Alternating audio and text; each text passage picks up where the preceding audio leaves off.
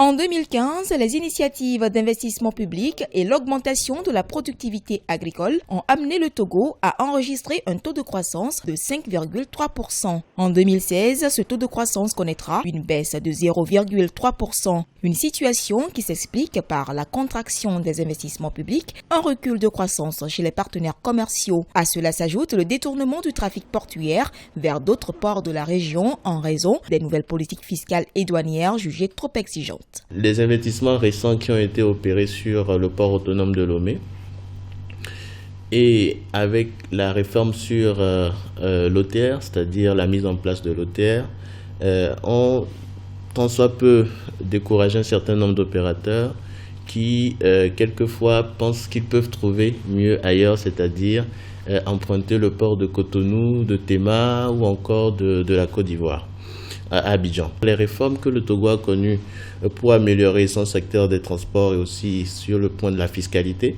les autres pays, même s'ils sont en retard, vont connaître les mêmes réformes. Ces prévisions de croissance, qualifiées de pessimistes par certains analystes, présentent quelques avantages pour le pays dans un contexte régional. On parle d'assainissement des finances publiques afin de bénéficier de ces réformes économiques à long terme. Si le Togo maintient ces réformes et que le Togo arrive à assainir tant l'environnement des finances, c'est-à-dire tout ce qui est gestion des finances publiques. Aujourd'hui, on parle du budget du Togo qui a passé la barre des 1000 milliards.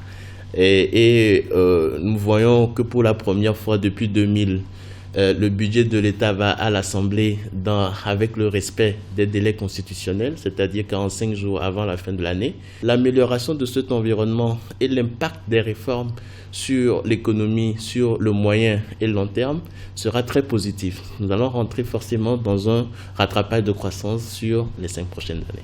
De 5,3%, les prévisions de croissance sont estimées à 5% en 2016 pour le Togo. Au regard de ces chiffres, de nombreux défis attendent donc le pays. À l'horizon 2021, cette croissance pourrait se situer à 5,6% selon les institutions internationales.